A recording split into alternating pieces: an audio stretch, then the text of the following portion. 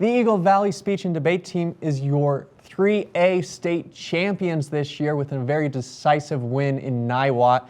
It was an extremely exciting win, and it qualified them to compete in the national qualifiers in just a few weeks. We were able to speak with their captain about this great state win and what they're looking forward to in their national qualifiers. Let's take a listen. Hello everyone, I am here at the Eagle Valley High School where I'm talking with some of their members of the speech and debate team. I'm joined by Gavin. Gavin, do you mind introducing yourself to the audience, saying your full name and what grade you're in? Yeah. I'm Gavin Doan. I'm a senior at Eagle Valley High School. Oh, that's very cool. And now you guys just participated in a very important competition. Could you tell us a little bit more about that? Yeah, so we just finished up our 3A state championship meet. A bunch of schools from all over the state of Colorado that are 3A size come together and compete in various speech and debate events. That's very exciting, and you guys did very well at this event. Is that true? Oh yeah, we as Eagle Valley High School took home the first place trophy in all combined events, and we've had some great personal success as well.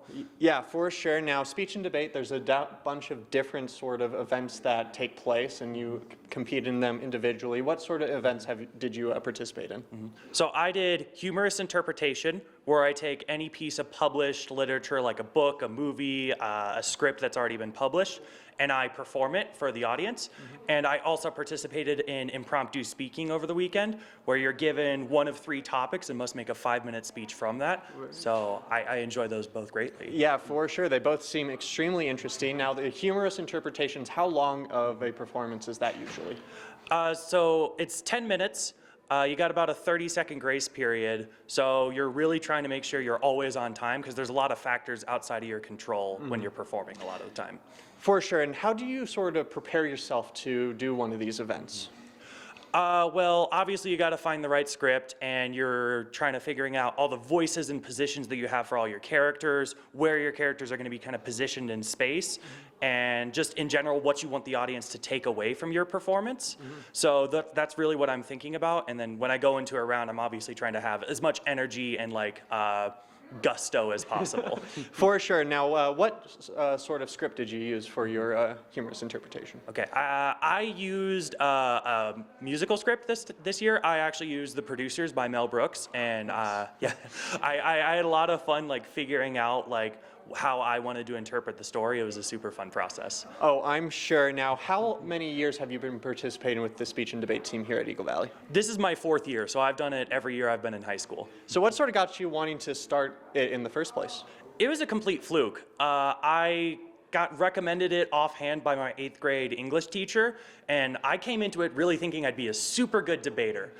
That didn't happen. I quit debate in my first year, but I found something I really enjoyed, and I've stuck with it all the way through. So you basically specialize in humorous interpretation and sort of impromptu speaking? Impromptu speaking is a new development, but yeah, I am the interpretation guy on the team. That's very exciting, so sort of acting out scripts. Now, you guys, by winning your state meet, basically, you get to participate in a much higher competition. Could you tell us a little bit about that? Yeah, so based on our performance on per team policy, we're going to be able to compete in national qualifier competitions. And if you get one of the top 2 spots at the national qualifier meet, you go to the nationals in Arizona, which is a super big deal. For sure. Now, when is these national qualifiers? So there's 2 national qualifiers. There's national qualifiers for the Congress event, which happens February 11th. It's this week. Yeah. And then March 11th is going to be your main event. So all the other 13 or so events that you do in speech and debate. That's very exciting. So you guys are all preparing for each individual events coming up. Where is these qualifiers going to take place? The Congress and then the March one. Both of them are taking place at Mesa University in Colorado. So it's going to be pretty fun. Oh, for sure. And you guys going to go down there as a team and stay down there. That's very exciting. So coming up in just a few days, are you getting a little nervous for, I guess you have till March, right? Yeah. So, but that's sort of exciting. And you guys did absolutely amazing this year. Being a senior, did you feel like you took sort of a leadership role this year in helping some of the younger individuals develop their skills needed? Yeah, I took great pride in my leadership roles. I obviously want to have a program for interpretation after I'm gone. So I'm super proud of a lot of the progress a lot of the younger members of our program have done, and they've showed a lot of growth this year.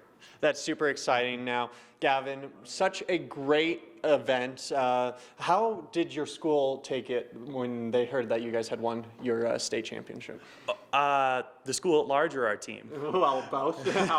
Our team was obviously ecstatic. Like we performed very well. It's a whole team effort too, so like every little bit counts, and we as a whole were like kind of doing the number in our head when we were waiting for awards, and once we figured it out, we were all really pumped up for it. And the school is obviously pretty excited for it as well.